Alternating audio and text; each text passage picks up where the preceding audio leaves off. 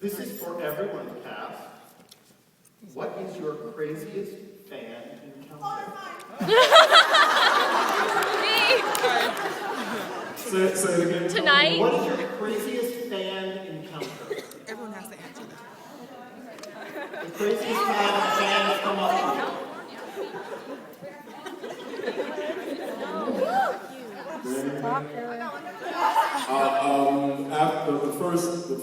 After the first season, as a matter of fact, it was we went to the Super Bowl.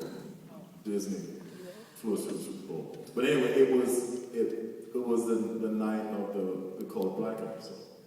It was really huge. One of my favorites. And we were going into the hotel, and when Isaiah was on the show, he and I were going into the hotel, and an elderly woman walked up to us, and she said, "You know, I go to bed with you two every night."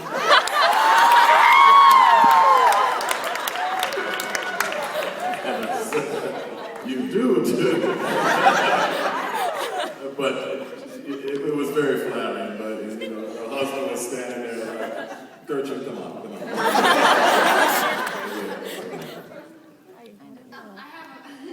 This summer, I went to Israel. Actually, Kevin With went Kevin. on this trip to Israel as well. And on Sabbath, I went down to the Wailing Wall, and I was on my own in the Wailing Wall, and it's just the energy there is so insane. And I was having this kind of moment with God and having a prayer, and I was weeping. And there's a woman, full like shawl, everything, who came up to me. She goes, "Anatomy of Grey!" I'm weeping at the Wailing Wall. I'm like,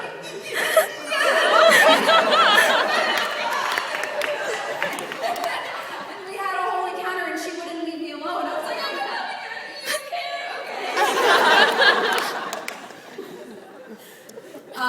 Mine was naked.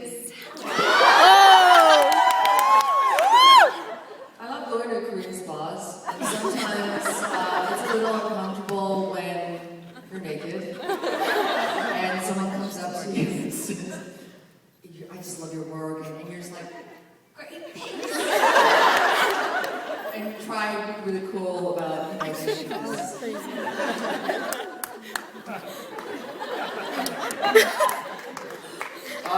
This next question is for Sa and Jessica.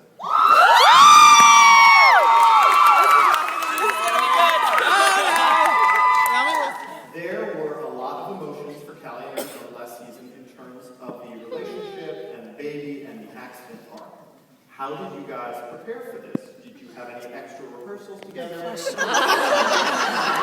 please. I have a baby.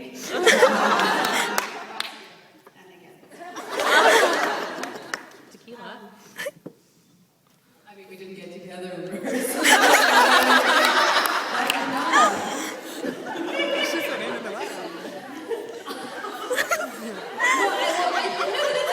a good question because it was obviously such a big episode for Callie and Arizona. And, it started, I think that so much of it hinged around the musical episode because that was sort of the crescendo for them.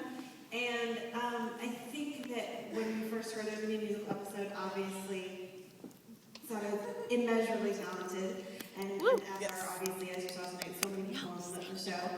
And so we started getting tidbits. I think probably I first pulled it out of Tony, just what was going to happen in the musical episode. And then we started working with a vocal coach, and for me, that was where their story kind of mostly came together. And so we did have to rehearse. We had to, go to vocal coaches outside of work, and when we first did Universe and You in a room in a vocal coach's house in West Hollywood, and you could hear her voice and my voice.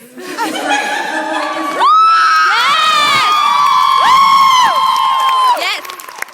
I was so proud of what we were able to do, but it was a lot of preparation, I think. And then once we finally got to the episode that Tony actually directed, it was like a sink or swim thing that you just sort of had to hold on tight and know that you had a partner that was going to show up for you and you were going to show up for them. And sometimes it was going to be perfect circumstances where, you know, the emotions flew and it was just all about the words and saying them. And sometimes it was, you know, things were Jimmy rigged and all over the place and you had no idea how you're going to come up with what you were supposed to do. So I think that was what it was like for me. Yeah,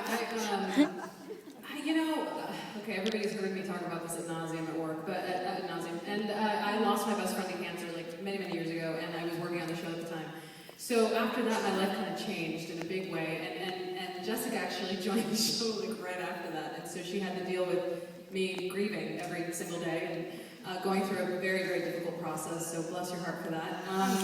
But leading up to this episode, I actually got violently ill. I got a virus that was going around, whatever, and I was down with the count for like a week or two or something, and production was kind enough to let me heal and get better. And it was during that time that I had an opportunity to really just kind of reflect on all of it and realize that this musical episode was actually a really great opportunity to delve real deep into, you know, what life and death really are about.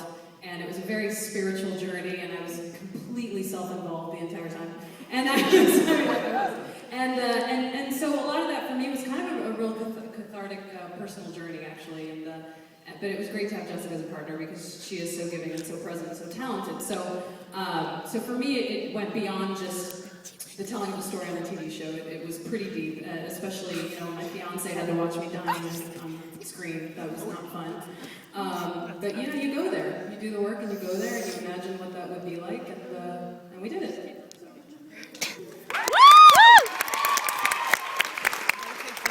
This next question is for Sam. Wait, can I just add really quickly to something? Yeah. I think it's actually kind of funny, which is that you know, you can't know what's happening behind the scenes, but during the musical episode, we recorded all of it, and then we have playback.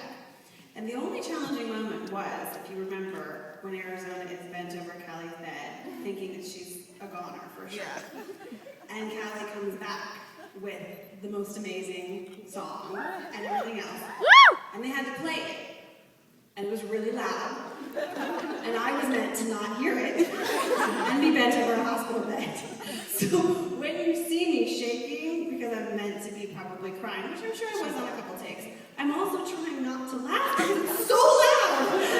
I'm being shaken out of this bed. And I think that's funny.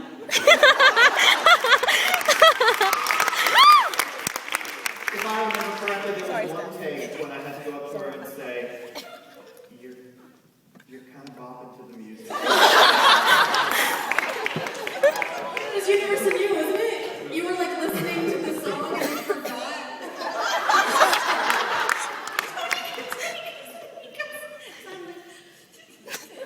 Then he goes, cut, and then he goes, you forgot to sing.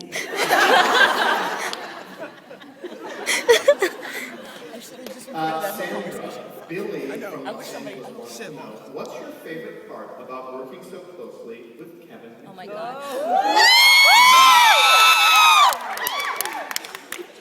I cannot go again. I can't talk enough about Kevin McKidd and Oh my yes, talented, blah blah blah blah. But I'll tell you this one thing.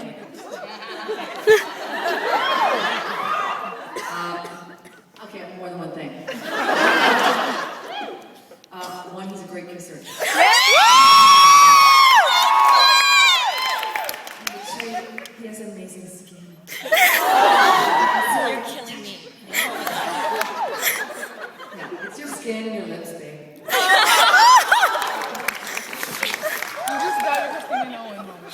And for He's a our, happily married man.